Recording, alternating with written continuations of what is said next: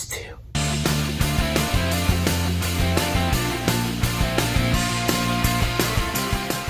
Hello everyone, welcome back to my channel. So A Quiet Place 2, this was one of my most anticipated movies of this year because I love the first one. Before I get started talking about it, be sure to tell me down below in the comments, have you seen this movie? If you have, what did you think of it? If you haven't, are you excited to check it out? With that said, let's get into my review. So the best thing about this movie is that it focuses on the characters and not on the monsters. All the characters are given a lot of development. I love specifically Cillian Murphy's character and Millicent Simmons. I think both of them get a lot of development, specifically Cillian Murphy's character, because at the beginning of the movie he starts at a point where he doesn't want to help anyone, and by the end of it he's willing to risk his life and do some heroic things. So I love that character arc and character development that he gets. And Millicent Simmons' character, she's changed by everything that happened in the first movie, so you kind of see her grow over time in this movie as well. And she kind of wants to continue what her father was trying to do. Emily Blunt and Noah Jupe are also in this, of course, but I don't feel like they get as much focus as Millicent Simmons and Cillian Murphy.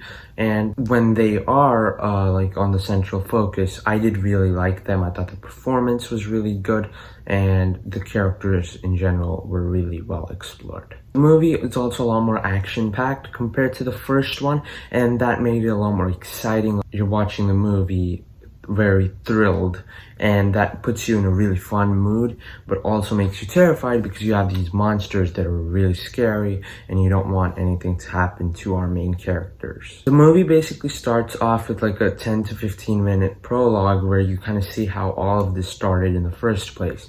The first movie starts off like in the middle where you don't know what's going on. It's in the middle of the apocalypse, so you don't know how all of this started in the first place. And you see this film and it just tells you how it started. It's a great sequence on its own, but it also serves the story really well. So it's kind of like a 10 to 15 minute prequel to Quiet Place 1 and Quiet Place 2. So I thought that was a nice way to kick off the movie, and it also set the mood for the rest of the movie really well. I also really like the sound design for the movie. There's some great score moments, and there were a lot of moments where it just switches to someone else's perspective when it comes to the sound, specifically Millicent Simmons' character, because you kind of hear from her perspective. So I feel like that just puts a nice little ingredient onto the already great sound design. It also has some great visual moments, which I really loved. It was beautiful to look at almost the entire time. If you really enjoyed the first movie, you probably also really enjoyed this one. I think personally, in a lot of ways, this is a perfect sequel to the first one because it continues the story with the same characters, introduces some new characters, and expands the world even more than just this family. You kind of see how other people are coping with what's going on, how some people have changed, lost their humanity, that's how they talk about it in the movie. So I really like how you kind of see different people and are adapting to this world.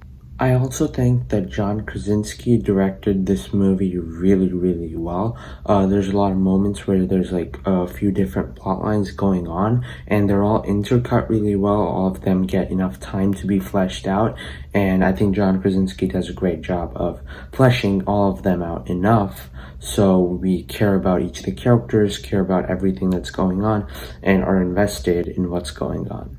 If I had to say I have a negative for this film, it's probably just one negative. It's not as scary as the first one, and that's just something that happens all the time. You can't avoid it.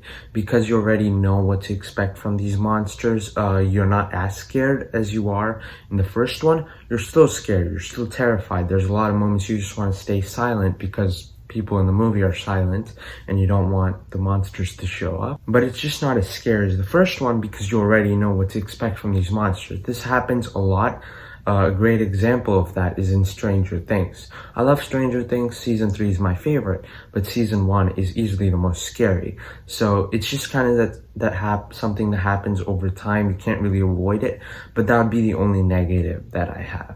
So yeah, I did really enjoy this movie. The only negative, like I said, is that it's not as scary as the first one. Overall, it was just a great film, a really good experience. And this was actually my first time going back to the theaters in like 17 months. And I feel like this was the perfect movie to go back to the theaters for. The characters were great, the action sequences was really good, and there was some really emotional moments as well. This was just overall a perfect sequel in my opinion. Time for my final score, and I'm gonna give A Quiet Place 2 an A from an entertainment standpoint. I'm gonna go a 9.5 out of 10.